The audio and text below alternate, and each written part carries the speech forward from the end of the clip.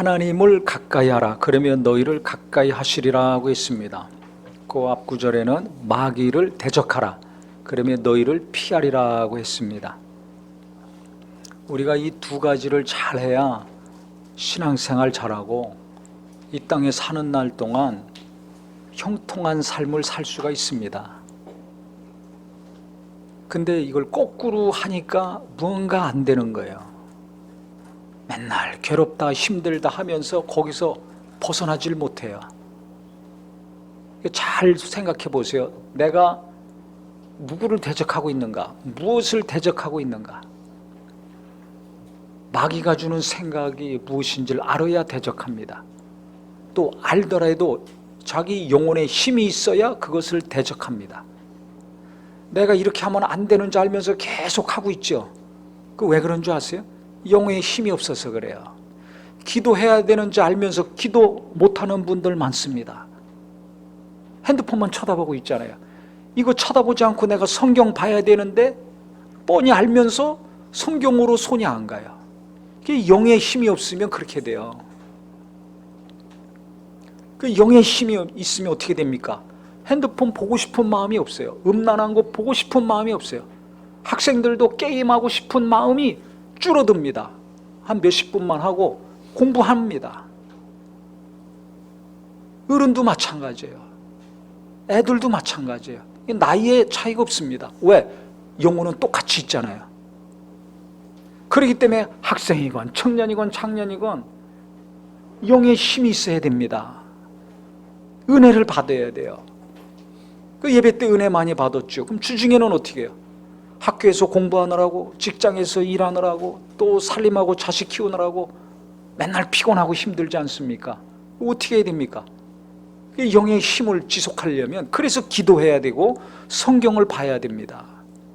근데 주중에 다른 건 몇 시간씩 하면서 기도하기 어렵고 성경 보기 어렵죠. 그만큼 내 영혼에 힘이 없구나, 이걸 아셔야 돼요. 또 어떤 분은 기도도 하고 성경도 보고 은혜 받으려고 합니다. 그런데 이게 기도가 잘 안 돼요. 또 성경을 봐도 별로 은혜가 안 되고 감동이 안 돼요. 그건 왜 그런가? 영감이 없어서 그래요. 영감이 없어서. 하나님을 가까이 하라고 그랬는데 가까이 할 힘이 없어요. 그러면 하나님을 가까이 하기 어려워. 기도하고 말씀을 통해서 내가 은혜도 받고 위로도 받고 그때 있었던 일 그날 해결하고 며칠 만에 해결하고 평안을 유지하고 하나님의 뜻을 알고 나가야 되는데 하나님을 가까이 할 힘이 없어. 영역이 없는 거예요. 기도하고 성경 봐도 잘 모르겠어. 영감이 없는 거예요. 그럼 어떻게 합니까? 하나님은 가까이 하고 싶은데 그 힘이 부족하면 힘 있는 사람을 가까이 해야 됩니다. 내가 돈이 없으면 돈 있는 사람한테 구워서 일하는 것처럼 똑같아요. 내가 기도할 힘이 없다. 기도하는 사람하고 같이 해야 됩니다. 그 사람한테 가세요. 성경 볼 힘이 없다. 봐도 은혜가 안 되고 뭐가 뭔지 모르겠다. 내 마음의 문제가 아무리 기도하고 성경 봐도 해결이 안 된다. 그러면 기도와 말씀을 통해서 해결받고 충만하게 사는 사람에게 가까이 가야 됩니다. 그 사람 만나고 그 사람하고 연락하고 그 사람하고 카톡하고 그 사람 밥 사줘가면서 만나야 됩니다.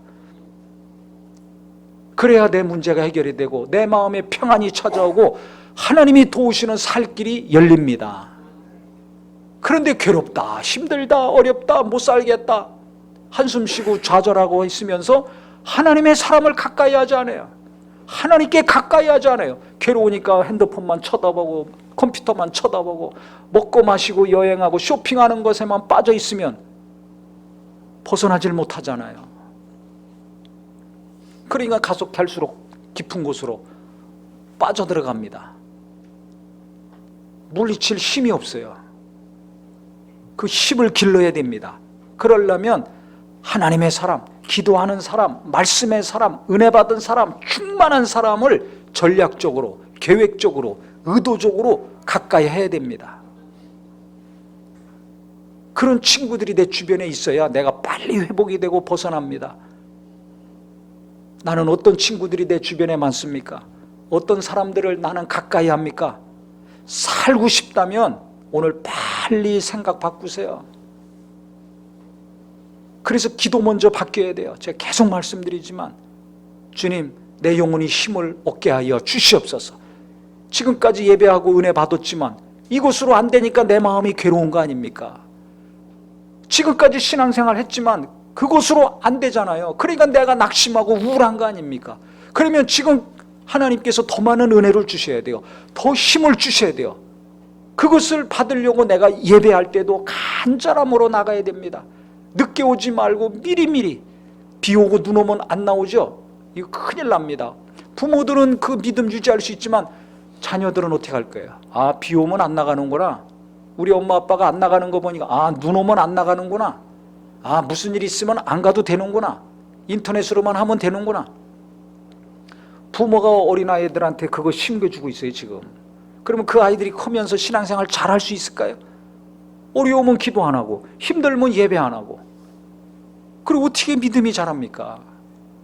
어려서부터 꼬박꼬박 나오고 은혜 받고 체험하고 눈물 콧물 흘리고 뒤집어지고 깨지고 박살나도 하루하루 살기가 어려운 거 아시잖아요.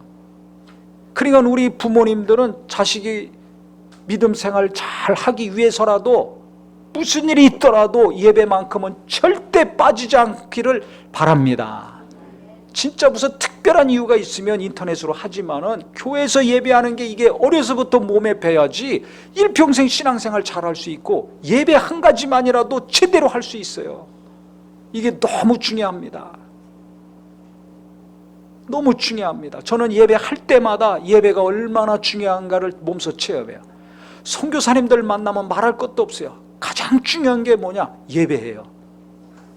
예배. 구약이 뭐예요? 성전 중심으로 모든 것을 했잖아요. 그게 뭐예요? 거기서 예배하는 거예요. 하나님 만나는 거예요. 회개하는 거예요. 용서함 받는 거예요. 자유를 얻고 평화를 얻는 겁니다.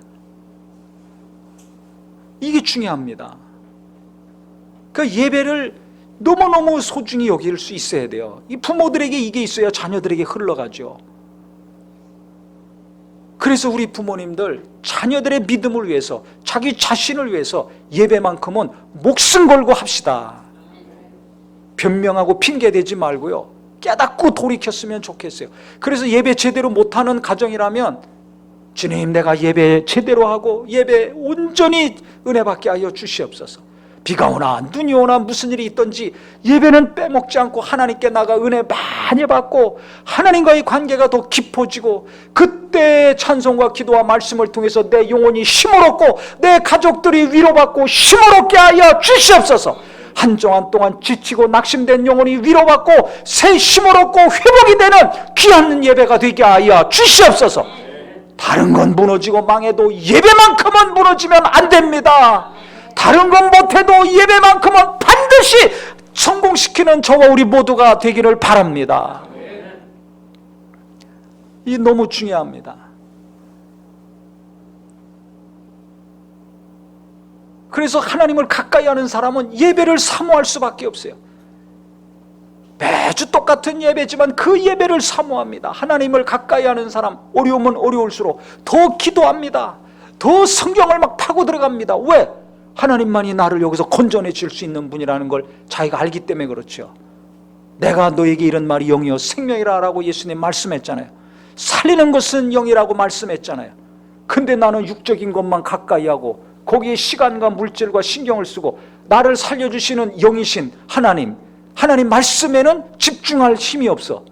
그러니까 이걸 기도해야 돼요. 다른 거 기도하지 말고 공부 잘하게 해주세요, 취직 잘하게 해주세요, 결혼 잘하게 해주세요, 이런 거 하지 말고 그보다 주님, 나와 내 가족들이, 내 자식들이 하나님께 집중할 수 있는 힘을 주시옵소서. 기도에 집중하고 기도할 수 있게 하여 주시옵소서. 말씀에 집중적으로 파고 들어가서 말씀으로 위로받고 힘을 얻고 건짐받는 심령이 되게 하여 주시옵소서. 이걸 기도해야 됩니다. 근데 이런 기도 안 하시잖아요. 잘 되게 해달라고만 하잖아요. 그러니까 잘 되게 하려면 하나님과의 관계가 이게 먼저 돼야 되거든요. 그래서 먼저 그 나라와 의를 구하라는 거예요. 기도가 잘 되고 예배가 잘 되고 성경을 통해서 은혜 받는 것이 잘 돼야 어려운 일이 시도 때도 없이 닥칠 때 그것을 극복하고 평안을 얻고 하나님의 인도함을 받고 순종할 수가 있습니다. 물리칠 것을 물리치고 어둠을 물리치고 빛 가운데 계속 빛을 쫓아가야 분별을 잘할 거 아닙니까? 하나님의 뜻을 잘할 거 아닙니까? 그래야 형통한 삶을 살죠. 어두운 건 자꾸 끌어들이고 빛은 밀어내면 어떻게 되겠어요? 그러니까 해결이 안 되는 거예요. 왜 마음이 무겁습니까? 왜 마음이 우울해집니까? 왜 좌절 가운데 계속 삽니까? 왜 어렵다 힘들다는 말이 내게서 끊임없이 몇 달 동안, 몇 년 동안, 몇십 년 동안 나옵니까? 밀어낼까 안 밀어내고 붙들어야 될까 안 붙들어서 그래요. 무엇을 밀어내고 무엇을 가까이 될지도 모르는 경우도 있어요. 그러니까 어두움이 계속 머물러 있는 겁니다. 우리는 정신을 바짝 차려서 내가 무엇을 거부하고 밀어내야 되는지, 무엇을 붙들고 가까이 하고 쫓아가야 되는지 깨닫고 실천할 수 있기를 바랍니다. 그래야 항상 마음이 평안을 얻고 하나님 빛 가운데 갈 바를 알고 담대하게 일하고 살 수 있습니다. 저희가 어제 어떤 분 간증을 들었는데요, 너무 큰 감동과 은혜를 받았어요. 야, 지금 50대 중반인데 어떻게 이렇게 고생을 많이 했는가. 보통 물질적으로 어려운 거 하나 겪던지, 아니면 남편 때문에 어려움을 겪던지, 자식 때문에 어려움을 겪던지 이런데요, 이게 모든 게 동시다발적으로 다 아주 그 집을 덮쳤어요. 그런데 이것을 하나하나 하나님을 가까이 해가지고 더 가까이 더 하나님을 가까이 해가지고 결국은 이런 어려운 문제를 다 하나하나씩 헤쳐나온 이야기더라고요.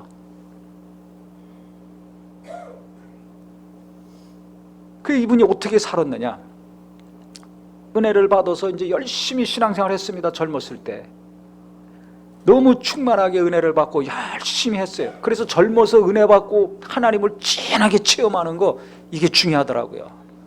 미지근하니까 나이 들어도 미지근해요, 신앙이. 그러니까 무슨 조그만 일 있어도 이걸 감당을 못하고 계속 어려워합니다. 오늘부터라도 우리 청년들, 우리 장년들 하나님 진하게 만나게 해달라고, 살아계신 하나님 내가 확실히 체험하게 해달라고 기도하셨으면 좋겠습니다. 그게 젊어서부터 진한 체험이 있으니까 열심히 신앙생활 했는데 이제 교회에서 이제 청년을 만난 거죠. 순수하고 착하고 열심히 하는 청년을 만났어요. 그래서 이제 결혼을 하려고 했더니 부모님이 다 반대했더라는 거예요. 왜? 이 가정이 아버지가 과거에 잘 부유하게 사셨는데 좀 막 사셔가지고 이혼을 했어요, 부모님이. 그러니까 어떤 집이 좋아요? 요즘은 그런 거 좀 크게 안 보지만 옛날에는 그런 거 아주 많이 봤잖아요. 그러니까는 반대하죠. 여러 가지 조건이 안 맞으니까. 부모가 다 원하는 게 있는데 그래도 그냥 자기가 하나님의 인도함 받고 착하고 신앙생활 열심히 하니까 내가 하겠다 해가지고 결혼했어요. 근데 결혼하고 나서 사는데요, 이 남편이 이제 고시 공부를 준비하고 있었습니다. 고시를. 평범하게 살고자 하는 마음이 없이 뭔가 내가 이루어야 되겠다, 이런 의지가 강한 사람이었죠. 그래가지고 이제 열심히 공부했는데 이게 안 된 거예요. 계속 결혼은 했지, 애는 생기지, 먹고 살아야지, 이 아내가 다 이제 일하면서 생계를 꾸려나가는데 이게 돼야 되는데 안 된 겁니다. 얼마나 낙심이 돼요, 두뇌가. 그러면 서로 위로하고 격려하고 신앙생활 열심히 했던 청년들이니까 잘 살면 괜찮은데 결혼하고 살아보니까 이게 부딪히는 게 너무 많은 거야. 그래서 맨날 싸우는 거예요. 계속 싸워. 계속. 이 고시한다니까 어떻게 해요, 이제. 공부는 열심히 했으니까. 그래서 학원 강사하다가 또 학원도 차리고 하다가 이게 잘 안 된 거예요. 그 싸움은 계속되니까 결국 어떻게 합니까? 내가 이혼해야 되겠다. 이 사람하고는 내가 도무지 살 수가 없다. 기도했죠. 열심히 신앙생활하는 사람이니까. 그래서 참았는데 도무지 못 참겠더라는 거예요. 그래서 이혼 딱 서류 갖다 놓고 도장 갖다 놓고 이제 마지막 기도하는 겁니다. 도장 찍고 끝내려고. 참을 만큼 내가 참았으니까. 그래 마지막 기도하는데 막 기도하는데 꼭 마지막에 기도하면 하나님이 분명히 또 계시를 주시잖아요. 야, 너 그 사람하고 이혼하면 네 남편 폐인된다. 그 다음에 너희 두 부부를 통해서 네 자식들에게 주려고 했던 복이 끊어진다. 너한테 내가 주려고 했던 은혜와 복도 끊어진다. 이런 말씀을 주시더라는 거예요. 그러니까 이혼해야 돼요, 안 해야 돼요? 안 해야 되죠. 내 원대로 마옵시고 아버지 원대로 되기 원합니다. 이 기도를 해야 될 거 아니에요. 하지만 그걸 처음부터 순전히 이걸 받아들이는 것보다는 안 해야 되겠다는 마음이 들고 이제 그렇게 해야 되는데, 한편으로는 너무 하나님이 원망스러운 거야. 아니 그러면 나는 어떻게 되는 겁니까? 앞으로 계속 내가 이 남편하고 살려면 엄청나게 참아야 되는데, 그 연약함 내가 다 감당해야 되는데, 그럼 내 인생은 뭡니까? 왜 나는 계속 참아야 됩니까? 하나님 도대체 뭘 원하시는 겁니까? 아주 하나님께 그렇게 기도했다는 거예요. 그런 마음이 들 거 아닙니까? 언제까지 이렇게 살아야 됩니까? 그래서 그때 내가 복음을 전하다가 순교는 못하지만 내가 이 사람하고 살면서 내가 순교의 각오로 살아야 되겠구나, 순교의 각오로 그때 그 하나님의 말씀에 순종을 했다는 겁니다. 그러니까 순교의 각오가 아니면 같이 살 수가 없어요. 그러면 이제 아이고 그 뜻에 순종했으니까 이제 잘 되겠구나. 아니, 친정이 어머니가 또 보통 분이 아니에요. 일을 벌리시는 분이에요. 그래가지고 어머니가 벌려는 일이 잘 안 돼가지고 다 망한 거예요. 빨간 딱지가 다 붙는 겁니다. 그래서 이 가족이 어머니, 가족 둘, 자녀 둘, 동생 둘, 6식구가 어디 이제 작은 방 하나 있는 거, 그거 하나 남아가지고 거기 있는 거예요. 밤에 불빛도 안 나가게 다 깜깜하게 커튼 쳐놓고, 거기까지 쫓아올까봐. 화장실도 없으니까 어떻게 해요? 바깥이 산이니까 산에 나가서 바깥에 나가서 일 보고 들어오고, 그렇게 어렵게 사는 거예요. 가정이 그렇게 어려우니까 좋은 일이 하나 있더라는 겁니다. 그게 뭐예요? 자식 키워본 분은 알지만 가정이 어려워지면 아이들이 일찍 철이 듭니다. 경제적으로 바닥까지 갔죠. 하나만 감당하기도 어려운데 온 가족이 이게 다 어려워졌어요. 그런데도 계속 기도하고 예배하고 신앙생활을 놓지 않은 겁니다. 이게 중요한 거예요. 남편 때문에 어려워, 이혼의 위기까지 가, 경제적으로 또 어려워져서 바닥까지 가서 애는 낳아서 키워야지, 공부는 시켜야지, 어떻게 합니까? 그래도 계속 하나님을 멀리하지 않고 하나님을 가까이 한 거예요. 예배를 빼먹지 않은 거예요. 계속 기도한 거예요. 그 둘째 임신했을 때는 너무 소망이 없어가지고 날마다 기도했다는 게, 교회 가서 날마다 기도해.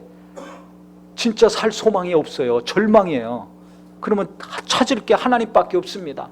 의지할 분이 하나님밖에 없어요. 할 것이 기도밖에 없는 거예요. 그러니까 그 기도할 마음을 주신 게 감사한 거죠. 그때 기도 안 하고 딴 생각하는 분들도 있잖아요. 근데 기도할 마음을 주고 하나님을 의지할 수 있는 마음을 계속 주신 거예요. 왜? 젊어서 체험한 하나님, 처음 믿을 때 체험한 하나님, 그 하나님이 어떤 분이라는 걸 알기 때문에 하나님을 포기하지 않고 계속 의지하고 믿고, 이 어려운 상황에서도 하나님께 매달리고 몸부림치는 겁니다. 남편이 이제 하는 거 안 되고 그래가지고 이 남편도 자기가 노력했잖아요. 기도했잖아요. 최선을 다했잖아요. 그런데도 안 됐거든. 우리 남자분들 자기가 열심히 노력하고 준비하고 최선을 했는데 일이 잘 안 됐을 때 얼마나 낙심이 됩니까? 얼마나 괴로워요. 그러니까 남편이 너무 좌절되어 있으니까 도무지 안 되겠더라는 거예요. 그래서 아내가 해가지고 어떤 공방에 보냈어요. 거기서도 뭔가 적응하고 일이 좀 되면 되는데 거기서도 적응이 안 되고, 그래가지고 결국은 얘기해가지고 대형 면허를 따면 어떠냐 해서 대형 면허, 운전면허를 이제 땄습니다. 그래서 이제 회사에 취직해서 하는데, 이 초보니까 보통 초보는 안 쓰잖아요. 근데 그때 지원하는 사람들이 많이 없어서 그런지 이제 일을 하게 됐는데 이 사고가 또 나는 거예요. 자꾸 초보니까. 이 승용차만 몰다 큰 대형 차를 보니까 사고가 자꾸나. 사고 나니까 목돈 막 200, 300씩 이게 막 나가는 일이 벌어진 겁니다. 아니 지금 살기가 이렇게 어려운데 생돈이 수백씩 빠져나가게 생겼으니 어떻게 돼요? 그러니까 그때 이 아내가 너무너무 힘들어가지고 아주 피눈물을 토했다는 거예요. 이걸 남편이 보고서 이제 정신이 번쩍 든 거죠. 야, 아내가 이렇게 괴로워하는구나. 그래가지고 이제 열심히 이제 또 하는데 무슨 일이 있었느냐? 이 남편이 아이고 그 큰 차를 운전하고 다니는데 갑자기 숨이 안 쉬어지고 손발에 힘이 쭉 빠지더라는 거예요.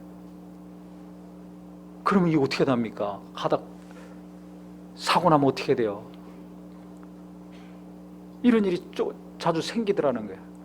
그러니까 아내가 이게 불안해가지고 직장에서 퇴근하면 남편 차를 탄 거예요. 그래서 뒤에 앉아가지고 위기 상황이 있으면 조치를 하려고 그 차를 타고 가는데 어느 날 갑자기 하나님이 말씀하시기를,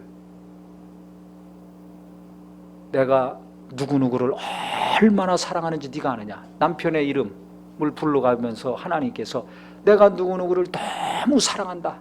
그래서 너를 누구누구가 네 남편한테 내가 붙여준 것이다. 그래서 같이 살겠다. 그래서 이 아내가 놀란 거죠. 그래서 그날은 얘기하지 않고 그 다음날 아침에 남편한테 얘기했대요. 내가 그 차 안에서 하나님의 음성을 들었는데 하나님이 당신을 너무 사랑한다고 그러시더라. 당신을 너무 사랑해서 나를 만나게 해서 같이 살게 하셨다고 그러시더라 하는 말을 했더니 남편이 그 말을 듣자마자 그 자리에서 대성통곡을 했다는 겁니다. 어린아이가 막 울듯이 대성통곡을 하더래요. 왜냐하면 이 남편이 부모가 이혼해가지고 아버지 밑에서 많은 상처를 받고 살았거든요. 근데 아내의 입에서 나오는 그 말을 하나님의 말씀으로 들은 거야. 그래서 하나님이 나를 정말 사랑하시는구나, 너무나 사랑하시는구나. 그래서 가정도 이루게 하시고 이 어렵지만은 같이 계속 살게 하시고 함께 하시는구나. 너무 은혜를 받고 위로를 받고 그것이 복받쳐가지고 막 대성통곡이 터졌다는 겁니다. 그런데 그 일이 있은 다음에 무슨 일이 벌어졌는가? 남편이 진짜 홀가닥 뒤집어진 거야. 그 이전에 젊어서 은혜 받고 뒤집어서서 신앙생활도 열심히 했지만 그때 그 아내의 말을 듣고서 완전히 좌절하고 낙심하고 살던, 어려운 가운데 살던 남편이 완전히 바뀌어가지고 하나님의 사랑을 더 진하게 체험한 거 아닙니까? 하나님의 은혜와 사랑을 더 강력히 체험한 거잖아요. 그랬더니 어떻게 됐느냐? 하나님 말씀을 가까이 하더라는 거예요. 안 보던 성경 막 열심히 보고 은혜 받기 시작한 거예요. 생명을 얻고 충만하고 의욕이 넘치기 시작했다는 거예요. 그래서 은혜 받은 말씀 집안 여기저기 막 붙여놓고 구절을, 가족 단톡방에 은혜 받은 말씀 막 계속 올리고, 아내의 말로는 남편이 99% 바뀌었다는 거예요. 할렐루야. 그래서 성경 말씀이 맞아요. 지혜로운 여인이, 하나님을 경외하는 여인이 집을 이렇게 세운다고. 남편을 세우고 자식을 세우고 가족들 세우고. 그러니까 간증이 나오는 거죠. 제가 그 이야기를 들으면서 참 젊은 나이에 고생을 많이 했는데 계속해서 하나님을 가까이 하고 하나님을 의지한 결과 눈물로 씨를 뿌리는 자 기쁨으로 거둔다는 말씀 그대로 맞구나. 하나님을 가까이 하라. 그러면 너희를 가까이 하시리라. 어느 누구도 해결할 수 없는 그 절망과 좌절과 고통과 슬픔, 하나님이 가까이 하셔서 위로해 주시고 기도할 힘을 주시고 또 위로해 주셔서 일할 수 있는 힘을 주시고 또 위로해 주셔서 하나님께서 새롭게 변화시켜 주시고, 이런 일들이 계속해서 일어나니까 정말 하나님 살아계시구나, 너무 선명하고 분명하게 저도 깨닫게 됐어요. 자녀들도요, 이게 공부시킬 능력이 없잖아요. 사교육은커녕 이게 학교 공부시킬 이게 또 경제적으로 어렵지 않습니까? 근데 누가 어떤 얘기를 해줘가지고 학교에 보냈어요. 그 학교에. 그러니까 거기서 그 자녀가 열심히 공부해가지고 자기에게 막 하니까 또 열심히 노력하고 해가지고 아니 직업도 잘 찾아가고 철이 일찍 드니까 정신이 똑바로 박히니까 딴짓 하지 아니하고 부모 속색이지 아니하고 아주 신앙생활이고 사회생활이고 자기 직업이고 뭐고 잘 찾아가. 그러니까 교회에서도 봉사하고 여기저기서 칭찬이 나오죠. 둘째도 반장, 부반장 해가면서 선생님이 칭찬하는 아들이 됐다는 거예요. 자식 때문에 속 썩는 부모들 얼마나 많습니까? 걱정하지 마세요. 집안이 망하면 자식들 잘 됩니다. 제가 강남교회 할 때 거기 아주 경제적으로 학벌도 좋고 뭐 사회적인 지위도 있고 경제적으로도 아주 안정되고 넉넉한 분들, 그 아내들 신앙생활 엄청나게 열심히 합니다. 근데 공통점이 있어요. 남편들이 다 안 믿어요. 지독하게 합니다. 그래서 제가 그랬거든요. 남편이 구원받으려면 심령이 가난해져야 됩니다. 그래야 예수 믿습니다. 아, 그렇죠. 심령이 가난해지려면 육체가 무너지든지 경제적으로 바닥이 나야 됩니다. 둘 중에 하나거든요. 아니면 감당할 수 없는 큰 환난이나 고통이 있어야 됩니다. 그럴 때 심령이 가난해져서 예수 믿거든요. 본인들도 알죠. 지금까지 봐왔으니까. 그러면 이제 그 믿지 않는 남편을 위해서 기도해야 되는데 어떻게 기도해야 될지. 아니, 목사님 말씀 듣고 기도해야 되려니까 육체를 쳐서 암병이 들든지 죽을 병이 들게 해주시옵소서. 기도가 안 나온다는 거예요. 주여, 우리 집안 경제적으로 다 박살이 나서 그냥 길거리로 내앉게 해주시옵소서. 이건 더 기도가 안 나오죠. 고난당하는 건 누가 좋아합니까? 평안한 거 좋아하지. 그리고 고민이 돼가지고 또 왔어요. 목사님, 어떻게 기도해야 됩니까? 남편을 위해서 어떻게 기도해야 됩니까? 그 생각이 나요. 뭐가 그냥 무너져도 완전히 무너지면 그때 깨닫게 되고 하나님을 찾든지 정신을 차리든지 철이 들든지 뭐가 똑바로 되거든요. 그러니까 자녀들도 일찍 철이 들어서 부모 속 안 새기고 오락에 빠지지 아니하고 딴짓 아니하고 열심히 노력하고 하니까 알아서 되는 거예요. 공부도 하고 자기 앞길 찾아가는 거예요. 감사하지 않습니까? 남편도 이렇게 눈물 흘리고 계속 인내하고 하나님이 인도하시는 대로 순종하고 했더니 남편이 변화돼서 안정적으로 일하고 나중에 검사해 보니까 심장이 뭐가 막힌 거예요. 그래서 그거 이제 치료하고서 지금은 아주 일 잘하고 신앙생활도 잘하죠. 봉사도 열심히 하고. 그 가족들도 마찬가지야.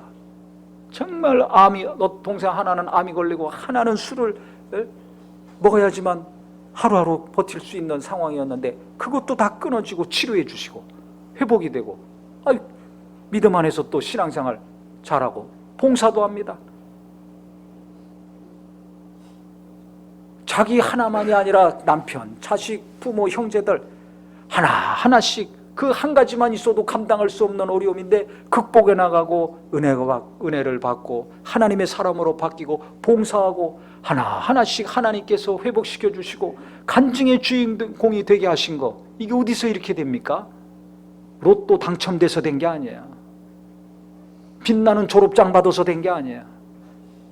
하나님께 가까이 갔더니 변치 않는 하나님, 사랑해 주시는 하나님, 언젠간 응답해 주시는 하나님, 원망이 나올 때도 있고 탄식이 나올 때도 있고 정말 하나님께 답답할 때도 있지만 그 하나님께 계속해서 나가 예배하고 계속해서 기도하고 그 하나님 계속해서 의지했더니 때가 참에 하나님이 가까이 하시는 역사가 내 안에서도 이루어지고 가족들에게도 이루어지고 간증이 나오더라. 이 역사가 우리 모두에게 이루어지기를 예수 이름으로 축원합니다. 그래서 날마다 어렵다, 힘들다, 괴롭다, 언제까지 그러고 살 겁니까? 몇 달, 몇 년 계속 똑같은 말 하지 마시고 하나님께 그 마음을 쏟아내는 우리 모두가 됩시다. 그거 하기 어려우면, 기도하기 어려우면, 그러니까 기도하는 사람과 가까이 하셔야 돼요. 성경 보기 어려우니까 성경 보고 은혜 받고 위로받고 인도함 받는 사람과 가까이 하셔야 돼요. 세상과 자꾸 가까이 하지 마시고 하나님의 사람과 가까이 하시고 하나님께 더 가까이 계속 가셔서 내 마음도 위로받고 치료받을 뿐만 아니라 가족들도 위로받고 변화되는 것뿐만 아니라 하나님이 위경에서 건져주시는 역사가 계속해서 이루어져서 죽어가는 자들을 살리고 무너져가는 자들을 다시 세울 수 있는 우리 모두가 되기를 주님의 이름으로 축복합니다. 기도하겠습니다.